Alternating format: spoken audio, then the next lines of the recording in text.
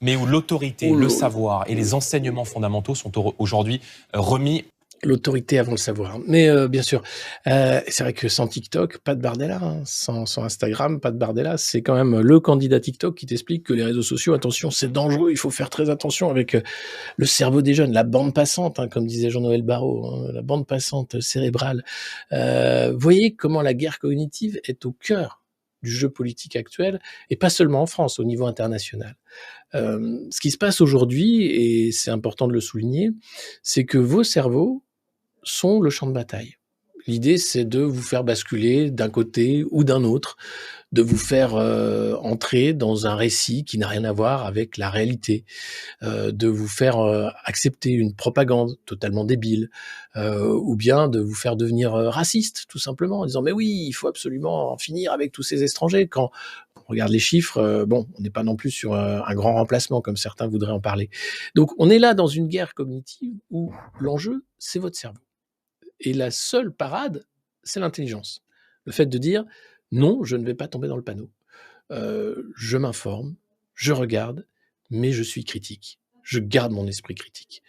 Et si vous perdez votre esprit critique, si vous rentrez dans une chapelle ou une autre, et c'est ce qui arrive avec le militantisme hein, parfois, évidemment, c'est un pan de la guerre cognitive qui s'ouvre, et donc on gagne. Hein, on peut gagner, on dire voilà, on a avancé sur tel ou tel sujet, mais vous perdez aussi en capacité à être critique. Alors c'est difficile, hein, puisque les injonctions se font de toutes parts.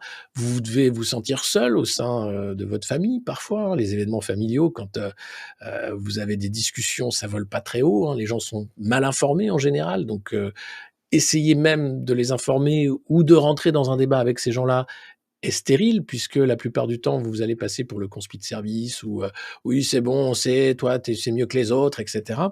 Donc, c'est extrêmement compliqué. Mais la réalité actuelle, notre réalité, c'est cette guerre cognitive et elle est réelle.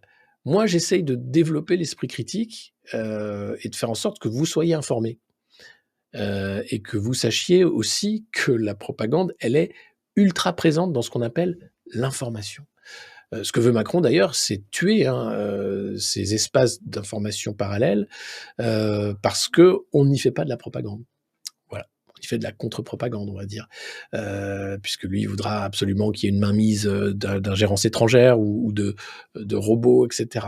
Et puis les réseaux sociaux, et on en parlait avec Momochi récemment ici au Monde Moderne, encore une fois, c'est une fraction minime de la population qui se retrouve sur ces réseaux, et c'est infesté en fait de faux comptes, hein, de comptes automatisés par l'intelligence artificielle qui sont là pour jouer à la guerre cognitive et qui sont là pour défendre tel ou tel camp politique, faire passer tout ça.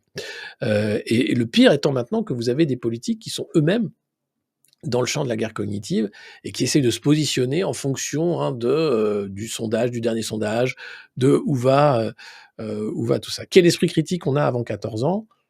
Bah, on a celui que veulent bien vous donner vos parents, effectivement. C'est pas à l'école qu'on l'apprend et il est assez faible, l'esprit critique. Mais il se cultive, il se travaille, c'est précieux. Et donc, il faut toujours revenir dessus et essayer de le travailler. Et pas laisser tomber et dire, bon, ben, il réfléchira plus tard. Moi, j'ai toujours été soucieux du fait que mes enfants soient curieux et critiques. Et donc, je leur ai jamais imposé de dogme. Je leur ai toujours expliqué quand un enfant pose une question, il en pose beaucoup.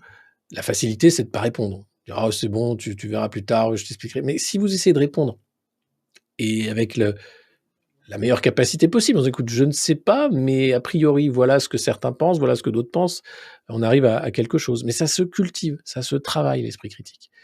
Et voilà.